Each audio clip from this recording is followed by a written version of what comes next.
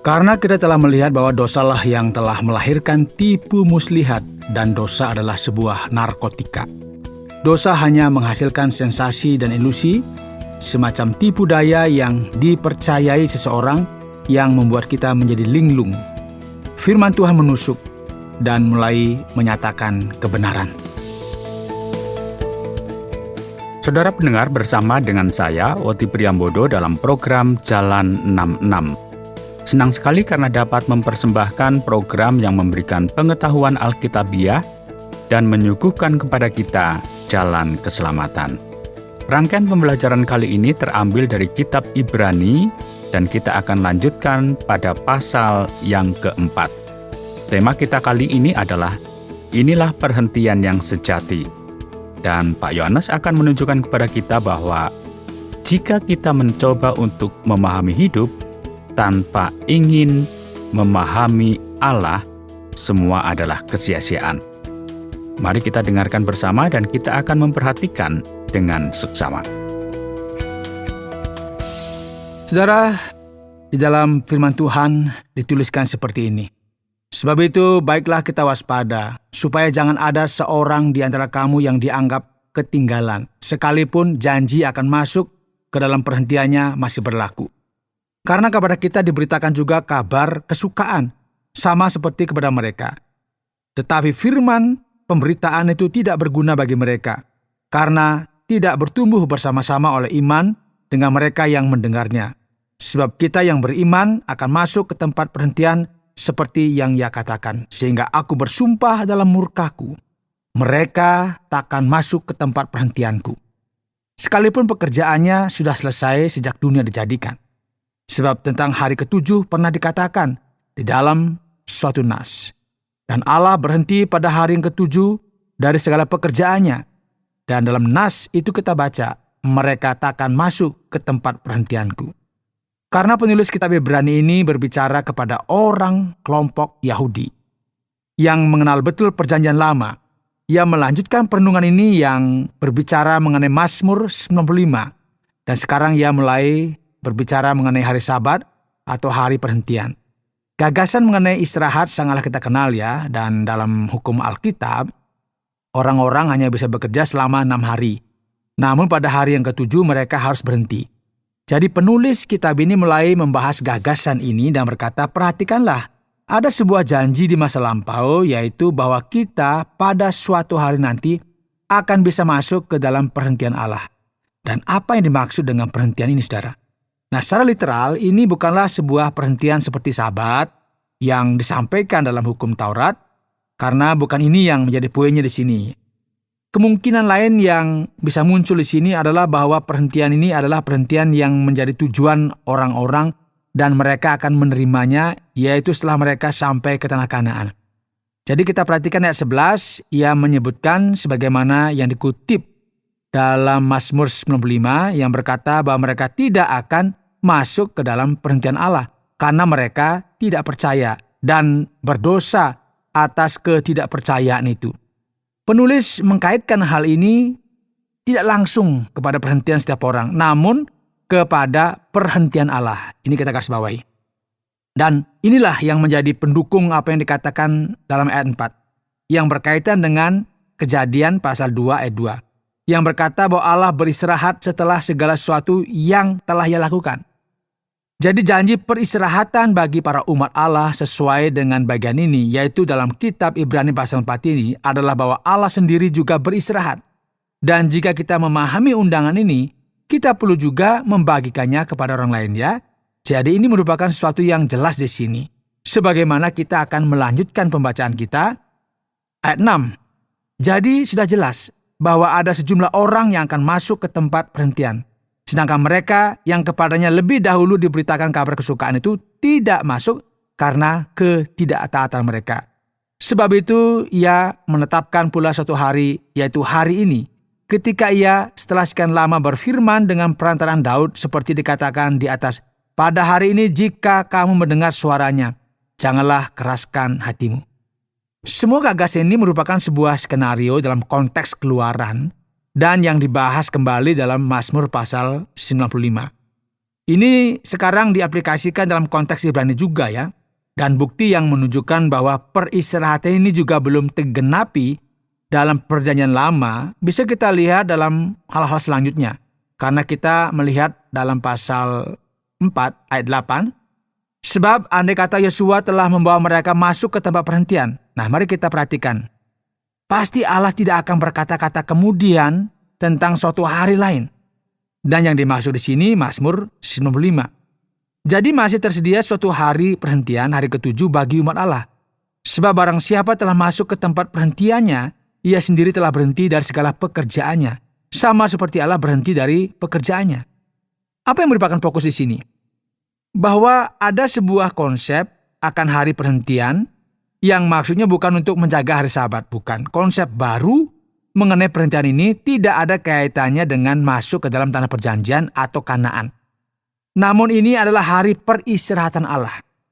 Jadi sama seperti Allah beristirahat setelah segala sesuatu yang Ia ciptakan, ada kesamaannya dengan kita hari-hari ini karena kita masuk dalam undangan ilahi ini yang termasuk di dalamnya dengan menerima Kristus yang adalah sang anak atas rumah Allah, sebagaimana yang telah dikatakan dalam pasal 3, kita juga akan menerima peristirahatan yang sama.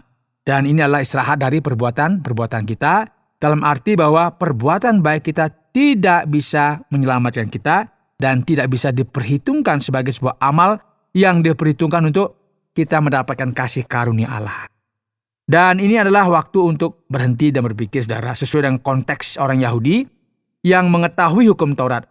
Mereka akan memahami apa arti semuanya ini. Jadi sekarang saatnya bagi kita berhenti sejenak ya.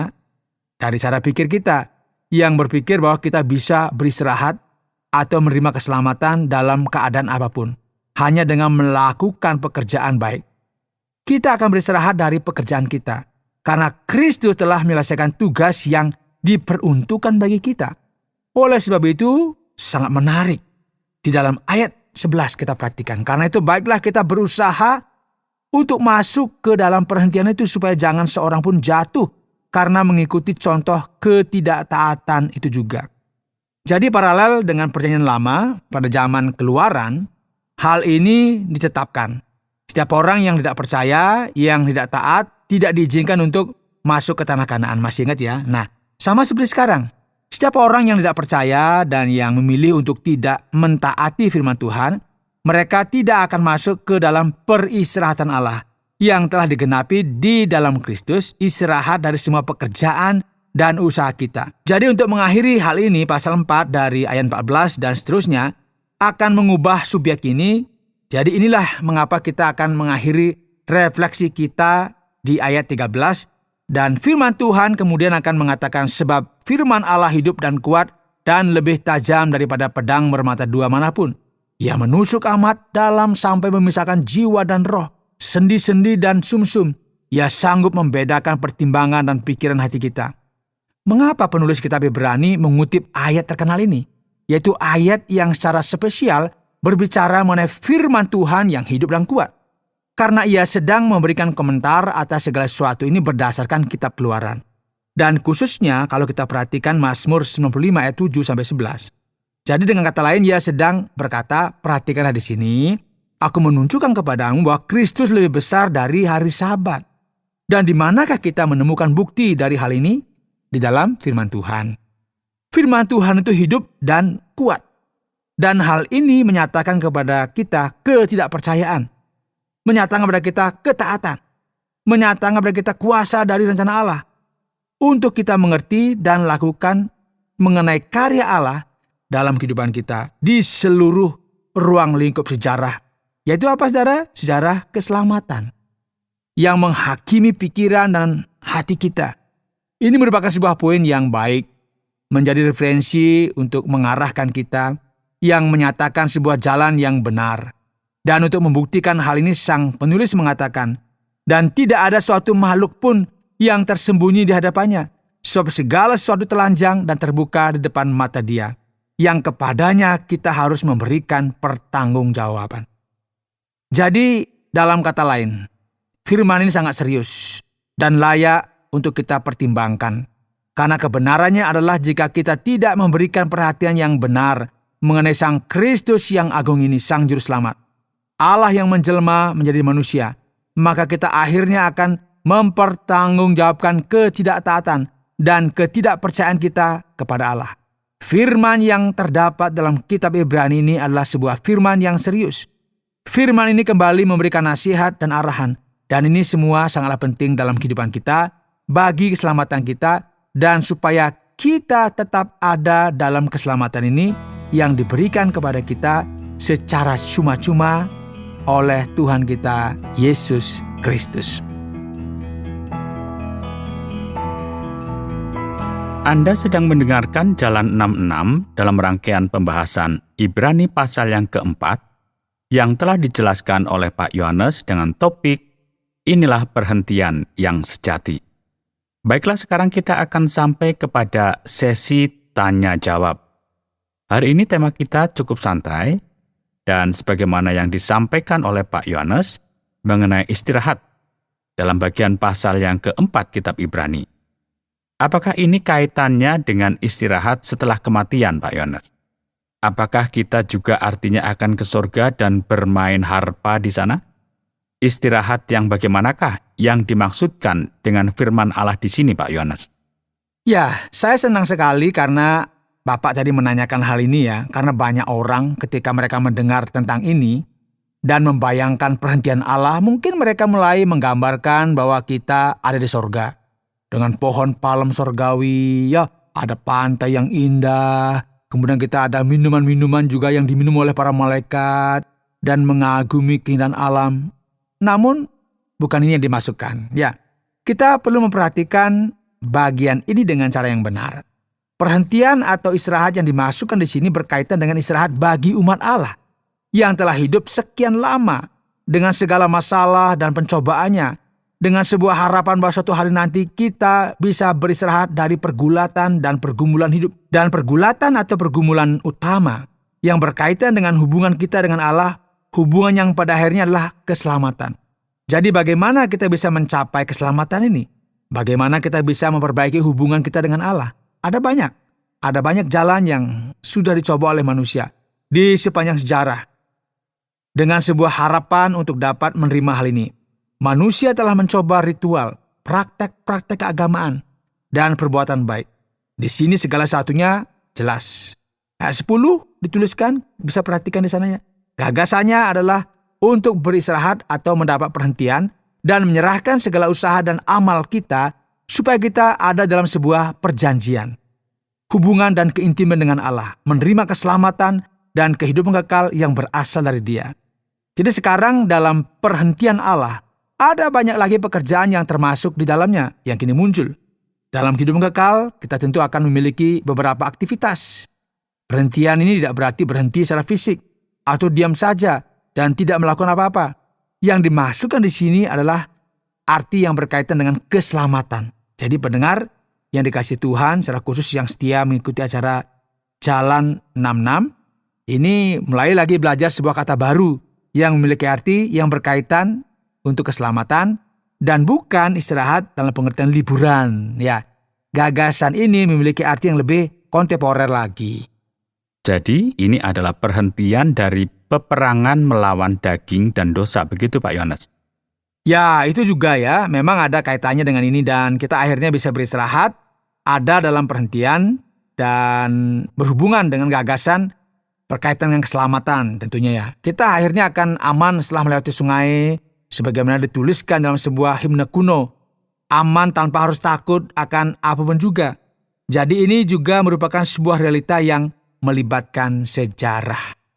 Dalam firman Tuhan, seperti yang telah disampaikan, Pak Yohanes menyebutkan tentang kerja. Apa pentingnya hal ini? Yaitu pekerjaan baik. Apa pentingnya bagi kita untuk menunjukkan sesuatu yang nyata, untuk membuktikan apa yang kita percayai?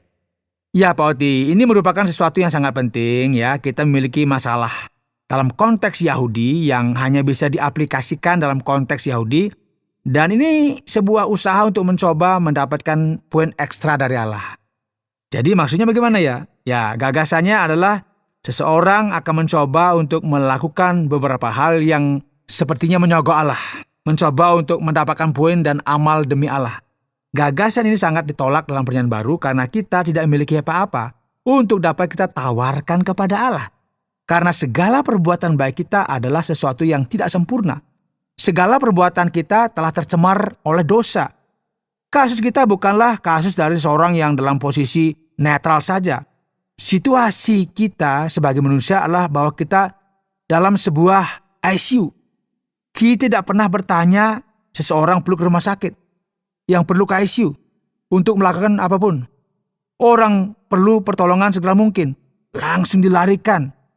Untuk segera mendapatkan transfusi darah misalnya. Kita perlu darah yang tertumpah untuk mengampuni dan menyelamatkan kita. Jadi ketika ada seseorang yang mencoba untuk dianggap layak oleh Allah dengan melakukan suatu perbuatan baik, jauh di lubuk hati mereka tidak mengakui bahwa mereka adalah seorang pendosa. Mereka tidak mengakui bahwa mereka perlu Allah, ataupun mengenai fakta bahwa perbuatan mereka tidaklah sempurna dan buruk sama sekali. Mereka tidak menerima apa yang Allah lakukan bagi mereka. Jadi Allah memberikan perintah kepada setiap orang yang percaya kepada diri mereka sendiri, yang percaya kepada hukum Taurat, percaya kepada agama, atau percaya perbuatan baik mereka sendiri, supaya mereka berhenti dan menghentikan hal itu dengan segera dan belajar untuk beristirahat di dalam Allah. Karena kita tidak akan pernah diselamatkan oleh apa yang kita perbuat, terlepas dari seberapa baik hal-hal yang kita lakukan. Kita diselamatkan hanya karena iman kepada Allah, melalui kasih karunia-Nya, dan oleh penebusan Yesus Kristus. Jadi sekarang mari kita perhatikan hal ini. Setelah kita menerima keselamatan dan penebusan Allah dimanifestasikan di dalam kita, maka kita akan menghasilkan perbuatan baik dalam hidup kita yang digerakkan oleh Roh Allah sendiri. Bukan supaya kita mendapatkan keselamatan, tapi sebagai hasil dari iman kita. Tepat sekali. Ini adalah hasil keselamatan yang kita terima. Cara kita menaikkan ucapan syukur dan sebagai hasil atas karya Roh Kudus di dalam kita. Namun ini bukanlah sebuah perbuatan baik yang bertujuan untuk kita layak mendapatkan sesuatu apapun. Seolah-olah kita bisa tawar-menawar dengan Allah. Ya, Allah, aku telah melakukan ini. Maka sekarang bantulah aku dalam bagian ini. Sehingga ini seakan-akan menjadi dagangan rohani begitu ya. Kita mencoba untuk tawar-menawar dengan Allah. Cocok dan deal. Oh, bukan seperti itu. Yang diajarkan di dalam perjanjian baru atau hal yang baru saja kita pelajari. Dan ini sudah merupakan dosa. Jika kita berbicara mengenai dosa, berbicara mengenai ketidaktaatan, ketidakpercayaan. Hal ini banyak sekali disebutkan dalam kitab Ibrani. Apakah ini merupakan sebuah dosa yang mematikan? Dan apakah kita juga bisa berkata demikian, baik itu ketaatan dan juga ketidakpercayaan?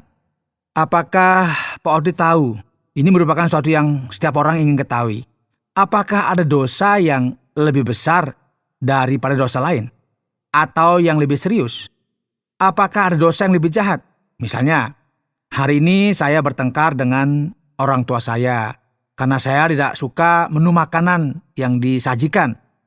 Namun ini sesuatu yang normal dan setiap orang melakukan hal tersebut. Biasa terjadilah dalam rumah tangga begitu ya.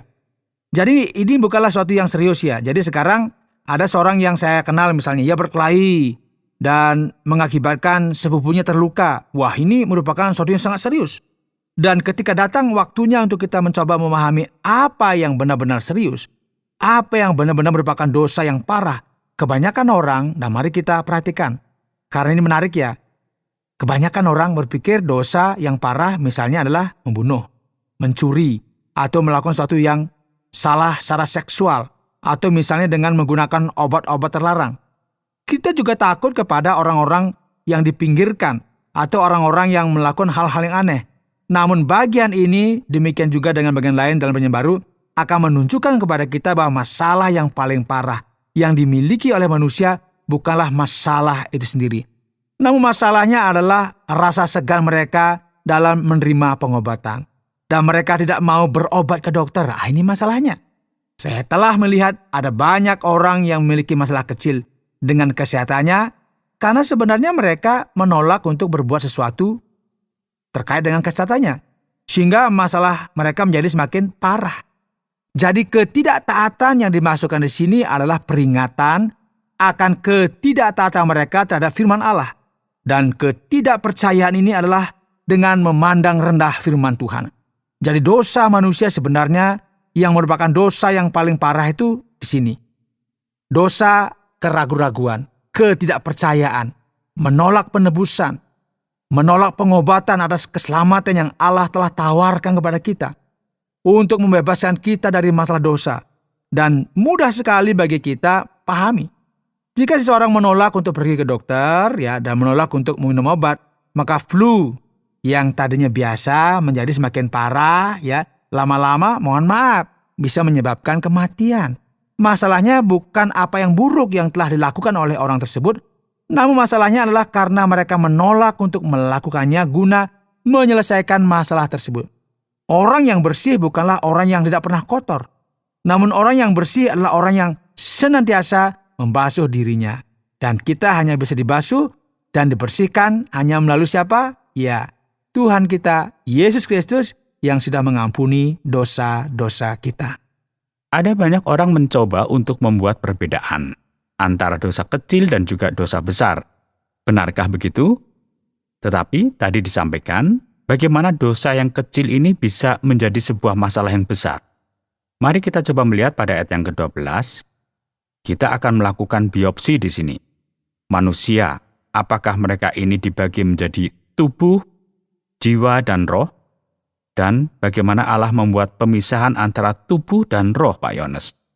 Ya, Pak Oti, karena Anda mulai berbicara mengenai pemisahan ini, jadi sekarang mari kita bagi pertanyaan ini menjadi beberapa bagian. Bagian pertama dari pertanyaan ini adalah, apakah benar bahwa Allah membagi kita menjadi tubuh dan roh? Apa maksudnya? Nah, sekarang apa yang dimaksudkan dengan pedang di sini? Pedang bermata dua yang menusuk amat dalam. Jelas sekali ini merupakan kata kiasan, ya. Firman Allah jelas bukan merupakan pedang. Jika iya, tentu kita sudah ada dalam masalah yang besar. Banyak orang Kristen yang mungkin berdarah-darah di dalam gereja. Pasti bukan pertunjukan yang indah ya Pak? Tentu tidak, Pak Oti, ya. Jadi bukan ini yang merupakan gagasan yang terdapat di sini. Gagasannya adalah bahwa ketika firman diberitakan, firman ini menusuk ke dalam dan menyatakan dosa masing-masing kita. Karena kita telah melihat bahwa dosalah yang telah melahirkan tipu muslihat, ya. Dosa adalah sebuah narkotika. Dosa itu hanya menghasilkan sensasi dan ilusi, semacam tipu daya yang dipercayai seseorang yang membuat kita menjadi bingung. Firman Tuhan menusuk dan mulai menyatakan kebenaran. Apa yang menjadi tujuan sebenarnya dari hati kita ditunjukkannya. Firman Tuhan juga akan menghakimi pikiran kita. Sama seperti ketika kita melakukan proses tomografi yang terkomputerisasi ini seperti ronsen begitu ya. Melalui hal itu kita bisa melihat dengan detail apa yang ada di dalam. Kita akan bisa melihat apa yang sebenar-benarnya yang ada di dalam. Dan setiap orang yang memperhatikan hal ini akhirnya bisa memperhatikan fakta yang sebenarnya. Dalam hal ini saudara, firman Tuhan itu menusuk tajam ke dalam diri manusia yang sedang berkabut atau berawan. Atau bahkan yang dosanya sudah menempel sekalipun, melekat berkerak begitu ya. Jadi ada sesuatu yang tidak kalah penting. Banyak orang yang membaca bagian ini berpikir, lihatlah, dikatakan di sana bahwa kita memiliki jiwa, roh, dan tubuh. Jadi apakah ini berarti bahwa kita bisa membagi hal ini menjadi 3 bagian? Ya, ini bukanlah tujuan dari bagian ini. Untuk menjawab pertanyaan ini, mungkin benar bahwa manusia itu dibagi ke dalam tubuh dan roh, dan banyak teolog dan ahli membicarakan hal ini. Jadi apakah kita sebenarnya 3 atau 2? Tubuh dan jiwa, atau tubuh, jiwa, dan roh? Namun, jika ayat ini sedang mencoba untuk membuat pembagian secara antropologis, maka kita juga harus membagi tubuh kita menjadi 2 bagian, yaitu sumsum dan sendi-sendi. Bukan ini maksudnya, ya. Di sini penulis sedang berbicara secara umum yang mengatakan bahwa firman Allah masuk ke dalam, sangat dalam, bahkan ke bagian yang paling dalam di bagian manusia yang terdalam. Namun sekali lagi, terlepas dari apa yang dikatakan di bagian ini, apakah kita ini sebenarnya tersusun atas tubuh, jiwa, dan roh? Bagaimana cara kerjanya? Ya, ini merupakan sebuah pertanyaan yang kita tidak bisa jawab. Mungkin sekali bagi kita untuk membuat pemisahan antara jiwa dan roh, namun ini merupakan suatu yang membingungkan. Jadi kapan roh diawali dan kapan jiwa akan berakhir? Atau sebaliknya, kapankah kedua hal ini juga bersatu? Karena jika kita melihat hal ini dengan cara pikir Alkitabiah, kita ini sebenarnya merupakan suatu bagian yang utuh. Jadi berdasarkan persepsi kita di sini, diskusi mengenai jiwa dan roh ini dan setiap detail kecil yang terdapat di sini merupakan sebuah diskusi tanpa akhir. Karena hal ini tidak akan pernah membawa kita kepada sebuah pemahaman yang jelas. Khususnya karena dalam bahasa aslinya, baik itu bahasa Ibrani maupun Yunani, sering sekali kedua kata yang dipakai adalah sebuah sinonim. Jadi, saudara ya, tidak perlu kita membuat perbedaan mengenai hal ini. Yang penting adalah kita itu memperhatikan apa yang dituliskan oleh firman Tuhan. Benar sekali. Terima kasih banyak Pak Yohanes untuk semua penjelasan yang sudah disampaikan.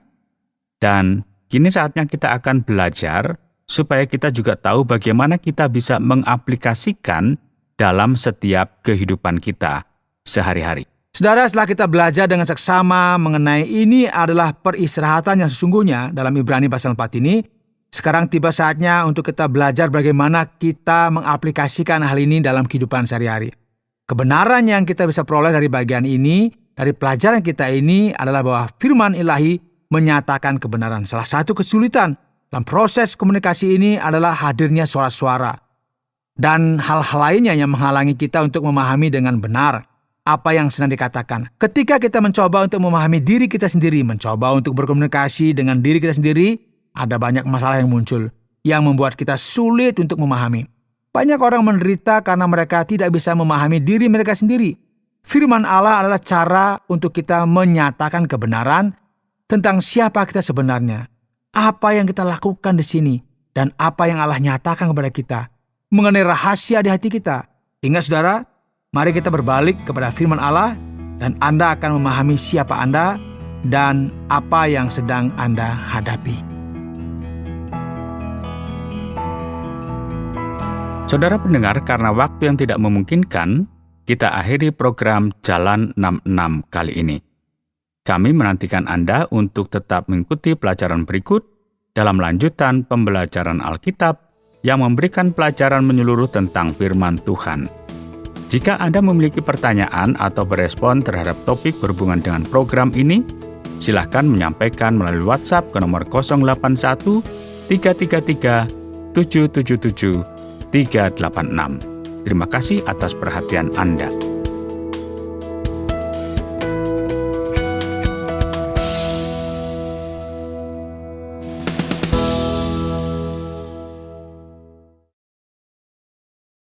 Terima kasih Anda sudah mengikuti program kami. Jika Anda diberkati, jangan lupa like, komen, dan share supaya Anda tidak ketinggalan setiap program terbaru kami. Jangan lupa juga untuk subscribe channelnya dan nyalakan loncengnya. Jika Anda ingin mendukung pelayanan kami, bisa melalui rekening kami berikut ini atau menghubungi kami di sini.